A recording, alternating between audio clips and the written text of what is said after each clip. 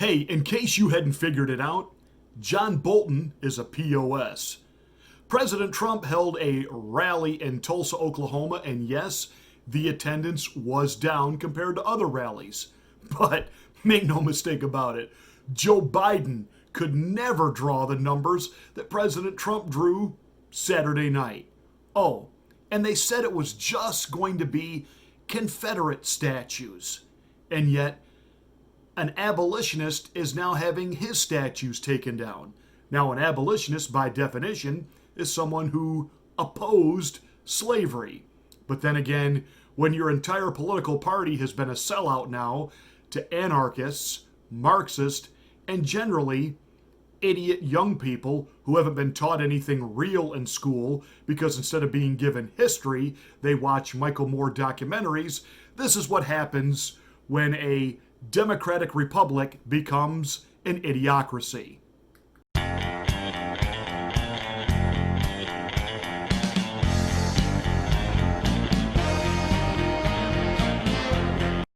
I don't have a lot to say about John Bolton and his new book.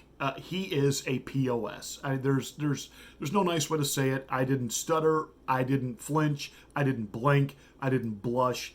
He is a POS. That is exactly what John Bolton is. He is one of those maniacs that would have us perpetually at war with somebody all the time. He is not a patriot. He is not about what is in the best interest of America or national security. What he is interested in is perpetuating the military-industrial complex. So the fact that he's written this tell-all book and that even a federal judge who was being asked to render a verdict on should this book be allowed to be published said, well, he's going to allow it, but Mr. Bolton is potentially compromising national security. What?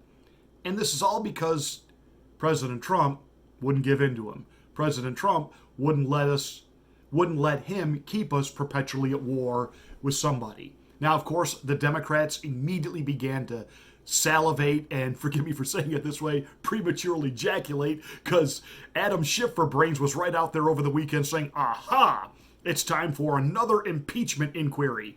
And we want to call John Bolton. Well, Jerry the Nads Nadler came out and said, nah, we're not going down that road again. Only a couple hours later, he came out and walked it back because the powers that be said, of course we're going to call John Bolton. But then John Bolton dashed their hopes in the making the rounds on the Sunday talk shows because he's got a book to hawk. He basically said, well, I didn't want to testify during the first Trump impeachment because, well, it wouldn't have done any good. And I really don't want to testify now because I don't have anything good to say about the Democrats either. They're just as bad as Trump. So Adam Schiff wants to now think long and hard. Do I bring Bolton in? We want him to trash the president. But will he also trash Barack Obama, which would then be attached to, ta-da, Joe Biden? That said, Bolton is a POS. He just wants to sell books. And the president's next step is to do everything that he can to make sure that he never sees profit one from these book sales. If the Democrats gain power, then the rioters will be in charge, and no one will be safe, and no one will have control. Joe Biden is not the leader of his party. Joe Biden is a helpless puppet of the radical left. And he's not radical left. I don't think he knows what he is anymore. He's back in the saddle again and back on the campaign trail. President Trump, Saturday night Tulsa rally. I watched it. And of course, I was watching an online live stream feed and the leftists on there were going nuts. It's empty. It's empty. It's empty. AOC immediately tried to take a victory lap when it was open, claiming that it was teenagers and young people who had booked and reserved seats and it diminished the crowd. And then, of course, the Trump campaign, the White House, they hit back with, well, no, wait a minute, hold on. There was protesting and rioting happening outside, so obviously that dissuaded a lot of people from coming and wanting to deal with it.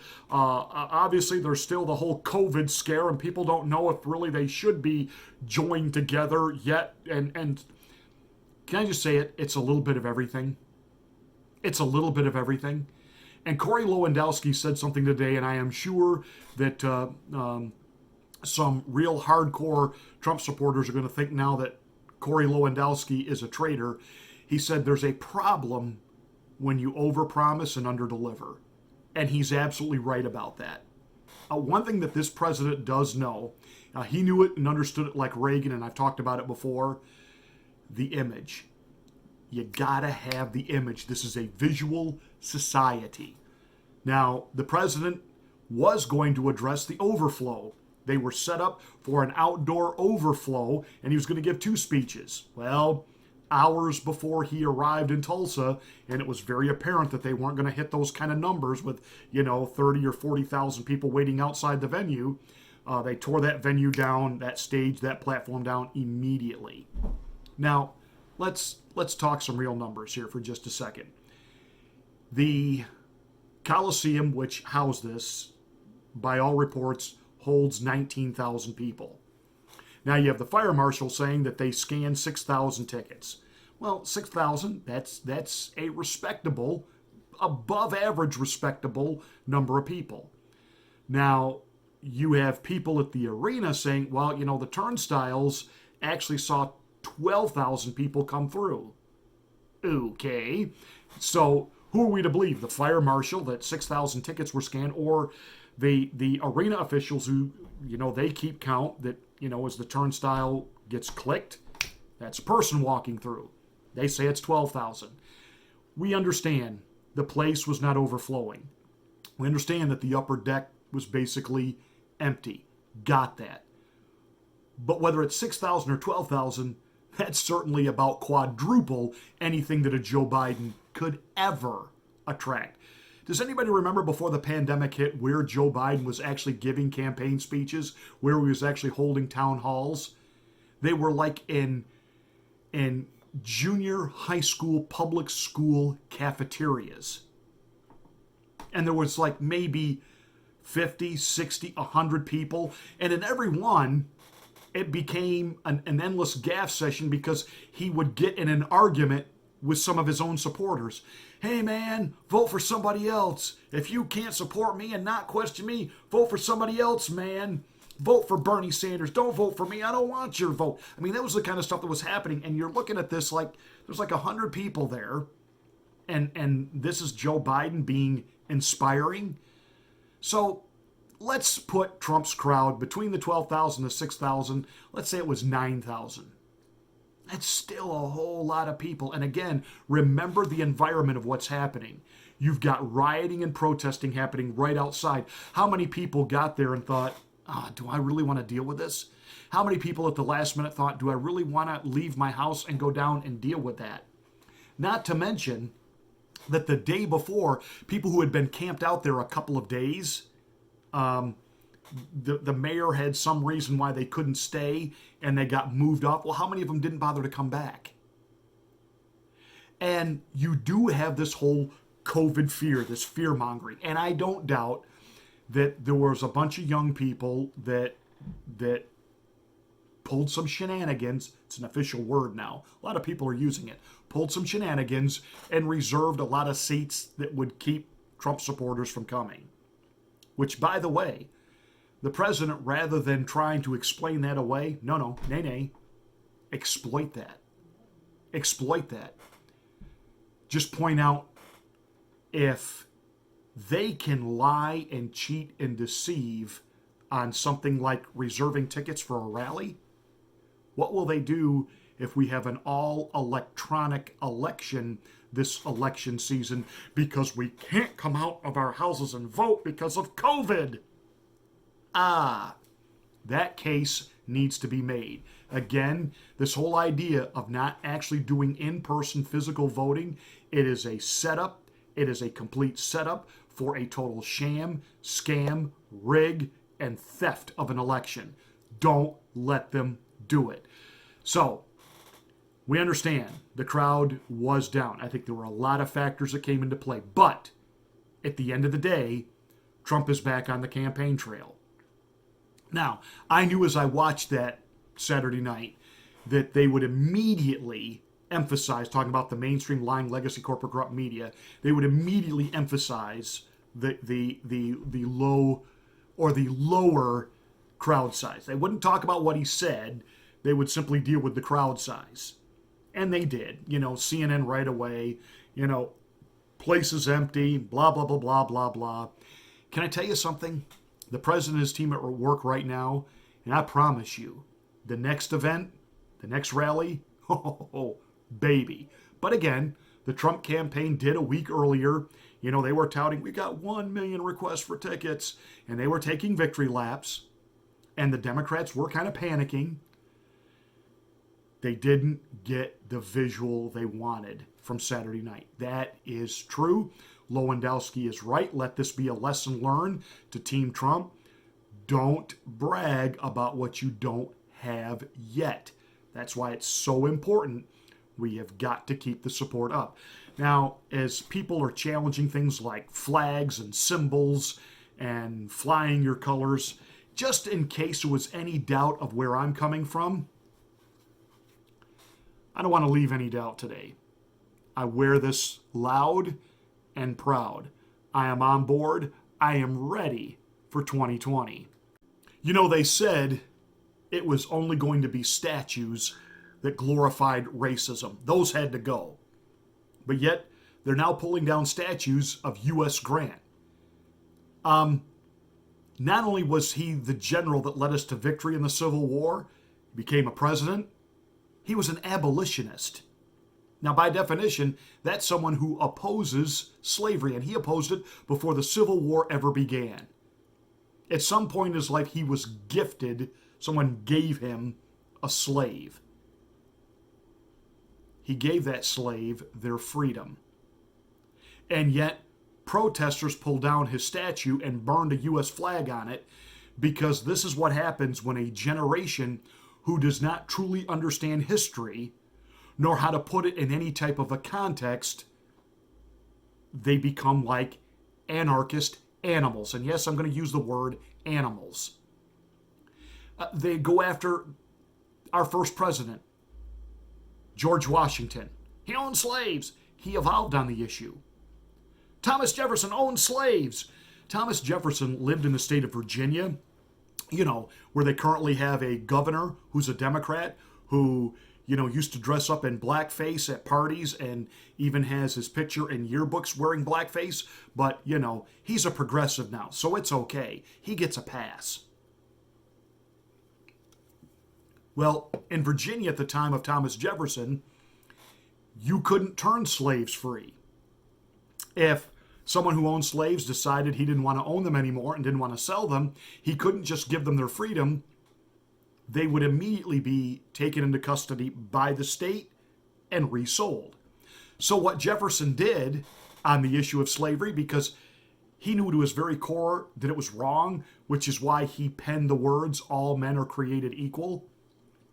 And he wanted in the original Constitution the abolition of slavery. But of course, there was at the time those with Southern business interests that wouldn't have voted for that. Because again, what really drove slavery initially was economics. So it was an ideal that Thomas Jefferson aspired to. It's what he wanted for the nation. So what he did, so that he didn't simply turn his slaves loose and they be resold, he allowed them to live as free men on his property. They were not indentured to them. He granted them their freedom, and he let them live on his property so they could remain free and not come into harm's way, potentially being sold to a brutal taskmaster. But see, that's the context of history. Right now we have a cancel culture, and we've talked about this, and I'm going to have to bring it up again. The world knew her as Aunt Jemima, but her given name was Nancy Green. And she is actually a true American success story. She was born a slave in 1834 in Montgomery County, Kentucky. She became a wealthy millionaire. Did you hear that word? Millionaire, a superstar in the advertising world. She not only became one of the first living trademarks, she became the first black American to ever receive a product endorsement, that of Aunt Jemima. Now, if she was an athlete selling sneakers, this wouldn't even be an issue today. Green was 56 years old when she was selected as the spokesperson for a brand new ready-mix self-rising pancake batter called Aunt Jemima. It was 1893, and she debuted the product at a fair booth exhibition in the city of Chicago. She demonstrated the mix, how easy it was to make, and she served thousands of pancakes and became an immediate star. They gave her a lifetime contract for her endorsement and the likeness of her face as the logo. She was a great storyteller, very personable, very warm, very appealing. As she would make the pancakes, she would tell stories and interact with the audience. Her crowds were so big, they had to have special security details to keep the crowds moving. That's how insanely popular she was. And she spun this into other side businesses, and she became a millionaire. She traveled all over the United States, not only promoting the product, are you ready for this? Equality. And not just equality for black people, but equality for women. So way to go, cancel culture. By taking a victory lap on getting rid of Aunt Jemima, you have gotten rid of the fact that the very first black product endorsement, by a black woman, and her great-grandchildren today are stating they have now lost their family legacy as a result of this. And why do I have a funny feeling that her family are black? This is not about race. This is about erasing the American culture, America. This is about anarchy. This is about the destruction of our nation. And it is time to say that's enough. But of course, lying CNN. And by the way, you know that Trump had to have a good night, because as soon as the media comes out and says it was an awful night, you know the exact opposite is true. The president basically said in his speech Saturday night that on his watch there would be no more defacing of monuments and statues. And right away, CNN ran the headline, "President Defends Confederate Statues." He said nothing of the sort. He said nothing about the Confederacy. Last time I checked, George Washington and his statues being ruined, George Washington wasn't a Confederate. Neither was Thomas Jefferson. Neither was U.S. Grant. And for that matter, neither was Christopher Columbus. Oh, and in the city of New York, under the watch of Bill de Blasio, his wife is going to make the determination whether or not the Washington and Lincoln statues can stay. They've already determined Teddy Roosevelt's statue's got to go, because apparently he was a colonialist and an imperialist. You are watching revisionist history. And ultimately where this ends, I don't know, what are they going to do, blow up Mount Rushmore? It was only going to be it was about the Confederate flag. But now it'll be the American flag, because after all, Colin Kaepernick, whose history is being rewritten and retold, he lost his NFL career over taking a stand or taking a knee. No, he was done in the NFL before any of that. He was a lousy quarterback. He couldn't produce. And he got chance after chance after chance after chance after chance. And yet he talks about how unfair and racist and prejudiced this country is. Name me one other country where he could have been paid millions of dollars to play a kid's game, and he didn't even play it as well as some kids play it. For free. Took my son to the Football Hall of Fame on Friday in Canton, Ohio. And now the Hall of Fame is talking about they may just go ahead and put Colin Kaepernick in there. For what? He didn't achieve anything on the football field worthy of being deemed a Hall of Famer.